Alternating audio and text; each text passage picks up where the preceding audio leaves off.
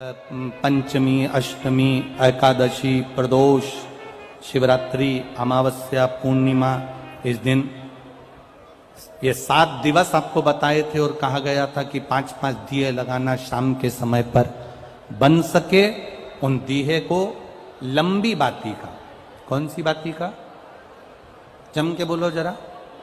लंबी बाती का। आपको पहले भी कथा में कहा, लंबी बाती का जो दिया होता है,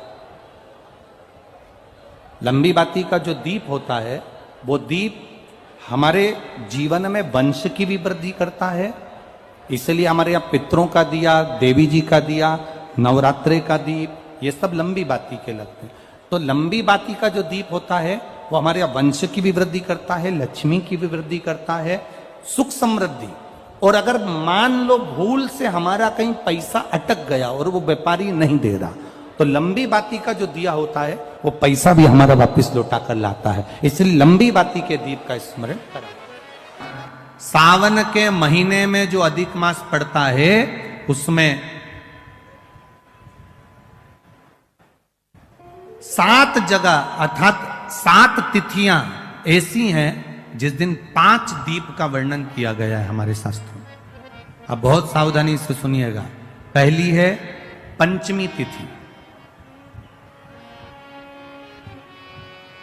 अधिक मास सावन का जब मेल हो, अधिक मास सावन के महीने में अगर पड़े और पंचमी तिथि आप अगर शुरू की, मतलब आज भी पंचमी है, मान लो आज की पंचमी अगर आप नहीं कर पाए तो अगली जो पंचमी आ जाए अधिक मास के महीने में, आप वो भी कर सकते। पंचमी, अष्टमी, एकादशी, प्रदोष, शिवरात्रि, अमावस्या, पूर्णिमा, ये 7 तिथियां हमारे यहां सावन के अधिक मास का जो संजोग होता है, इसमें ये 7 तिथियां, फिर से बोलो, पंचमी, अष्टमी, एकादशी, प्रदोष, शिवरात्रि, अमावस्या, पूर्णिमा, ये वो तिथियां हैं 7 जिन तिथियों में अगर हम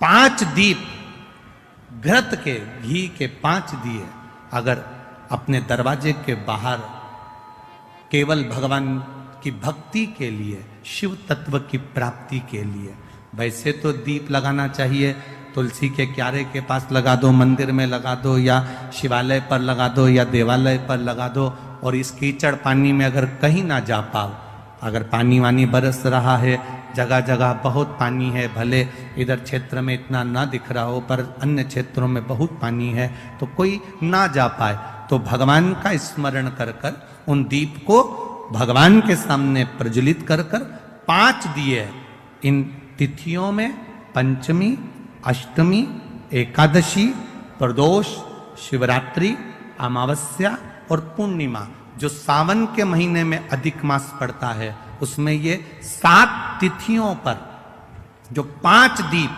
भगवान के सामने प्रज्वलित कर कर अपने दरवाजे के पास में बाहर की ओर रख देता है, उसके घर में कभी रोग, बीमारी और लक्ष्मी की कोई कमती नहीं होती, उसका जीवन सार्थक हो जाता है। पर सावन के महीने में अधिक मास के संजोग पर यह होता है। बाकी के समय पर अधिक मास कोई से भी अगर महीने में आ गया, आषाढ़ का आ गया, या कोई महीने में कार्तिक का आ गया अधिक मास, या कोई अन्य महीने में आ गया, तो उसका प्रमाण नहीं है महाराज। सावन के महीने में अगर अधिक मास पड़ रहा तो ये 5 तिथियां। अब कई लोग कहते हैं गुरुजी पंचमी हम 2 लें, 2 पंचमी आएगी, 2 एकादशी का वर्णन आ जावे, तो हम कौन सी? तो यहां एक भी अगर आप कर रहे हो 7 तिथियों में से एक भी, अगर ये नहीं कर पाओ तो अगली कर लो, अगली नहीं कर पाओ तो ये स्मरण में रहकर डॉक्टर का पीछा ही नहीं छूट रहा हो, तो शिव महापुराण, विष्णु पुराण और स्कंद पुराण में जो पुरुषोत्तम कथाओं का वर्णन किया गया है, एक आटे का दिया, उसमें 4 बत्ती, आटे के दिए में 4 बत्ती रखें, तिल्ली का तेल डाल लें, थोड़ा सा उसमें सरसों का तेल डाल लें।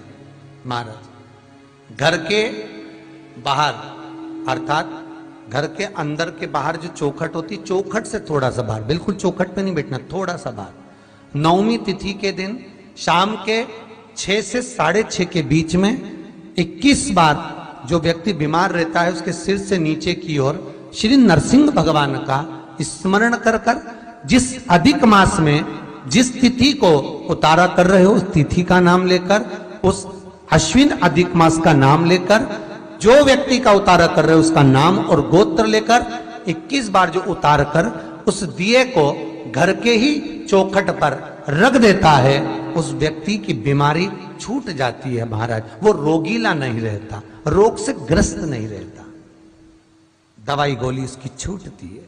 कभी ये डॉक्टर को दिखा लो, कभी वो डॉक्टर को दिखा लो, कभी यहां दिखाओ, कभी वहां दिखाओ, उससे छुटकारा मिलता है। डॉक्टर का संवाद कर रहा, शिव तत्व कर रहा, 3 जगह पर नारी को पवित्रता का भाव वर्णित कर दिया।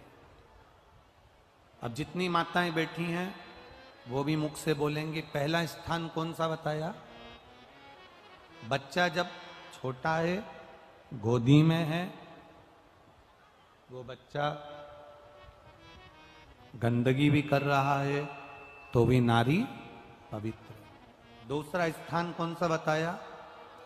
पति की सेवा अगर पत्नी कर रही है, पति सेवा में लगी है, तो वो